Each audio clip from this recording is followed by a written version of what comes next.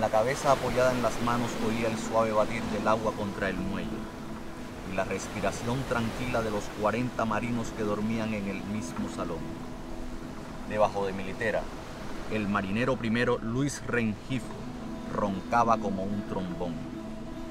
No sé qué soñaba, pero seguramente no habría podido dormir tan tranquilo si hubiera sabido que 8 días después estaría muerto en el fondo del mar.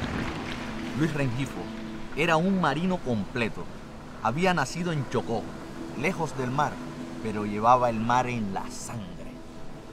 Como tenía tanto tiempo de no viajar, yo estaba seguro de que Luis Rengifo sufriría de mareos. Esa primera madrugada de nuestro viaje, mientras se vestía, me preguntó: ¿todavía no te has mareado? Le respondí que no. Rengifo dijo entonces: dentro de 2 o 3 horas te veré con la lengua afuera. Así te veré yo a ti, le dije. Y él respondió: el día que yo me mareé, ese día se marea el mar. Acostado en mi litera, tratando de conciliar el sueño, yo volví a acordarme de la tempestad. Creo que un viejo marinero que haya viajado por todo el mundo puede saber en qué mar se encuentra por la manera de moverse el barco. La experiencia en ese mar donde hice mis primeras armas me indicó que estábamos en el Caribe.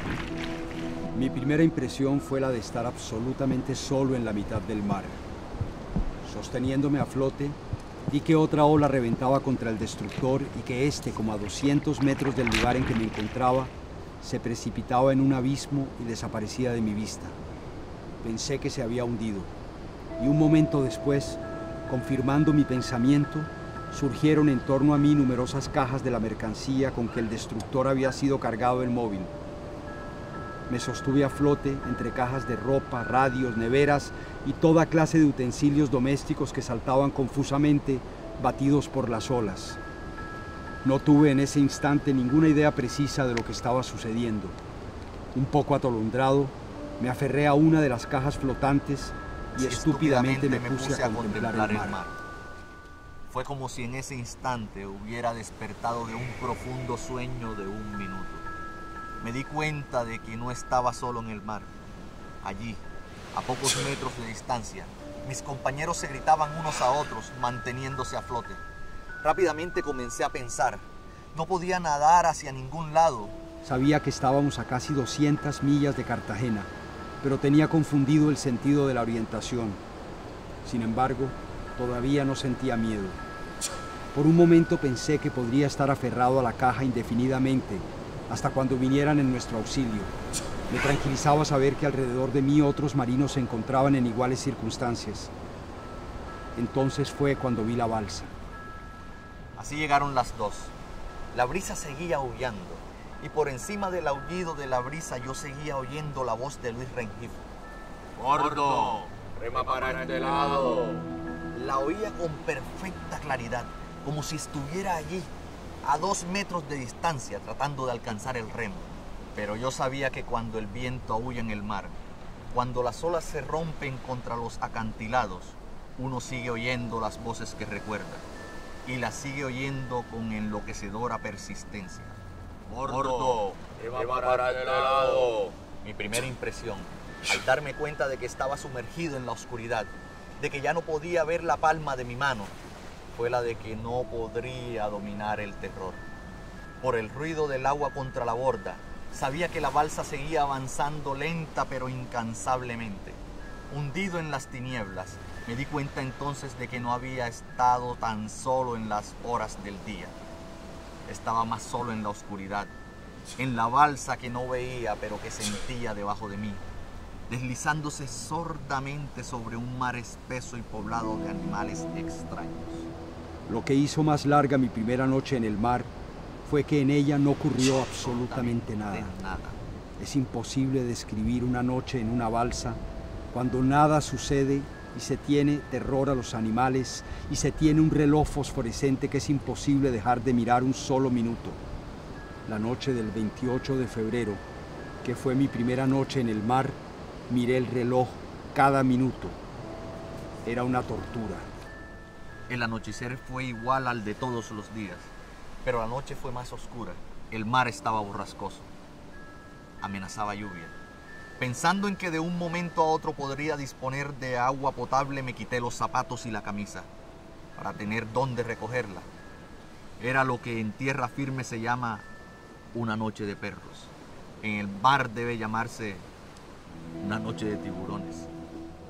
Después de la tormenta, el mar amanece azul, como en los cuadros.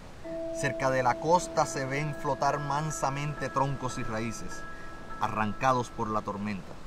Las gaviotas salen a volar sobre el mar. Esa mañana, cuando cesó la brisa, la superficie del agua se volvió metálica y la balsa se deslizó suavemente en línea recta. El viento tibio me reconfortó el cuerpo y el espíritu. Nunca hasta esa noche había perdido una remota esperanza de que alguien se acordara de mí y tratara de rescatarme.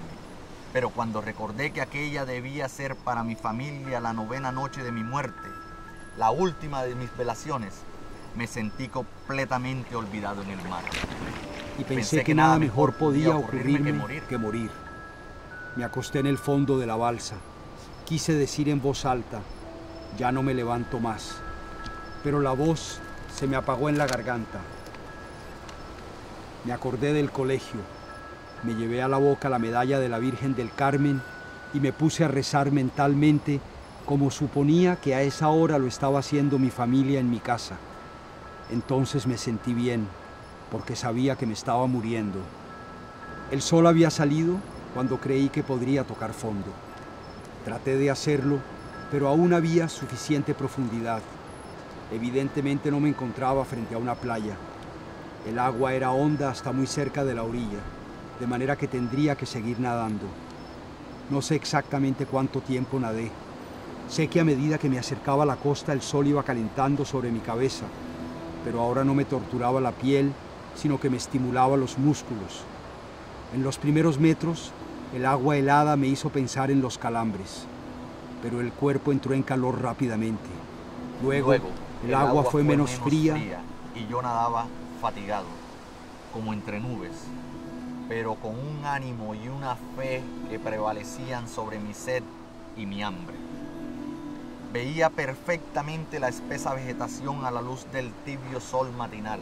Cuando busqué fondo por segunda vez, allí estaba la tierra bajo mis zapatos. Es una sensación extraña esa de pisar la tierra después de 10 días a la deriva en el mar. Nunca creí que un hombre se convirtiera en héroe por estar 10 días en una balsa, soportando el hambre y la sed. Yo no hice ningún esfuerzo por ser héroe. Todos mis esfuerzos fueron por salvarme, pero como la salvación vino envuelta en una aureola, premiada con el título de héroe como un bombón con sorpresa, no me queda otro recurso que soportar la salvación, como había venido, con heroísmo y todo. Se me pregunta cómo se siente un héroe. Nunca sé qué responder. Por mi parte, yo me siento lo mismo que antes. No he cambiado ni por dentro ni por fuera. Las quemaduras del sol han dejado de dolerme. La herida de la rodilla se ha cicatrizado. Soy otra vez Luis Alejandro Velasco. Y con eso me basta.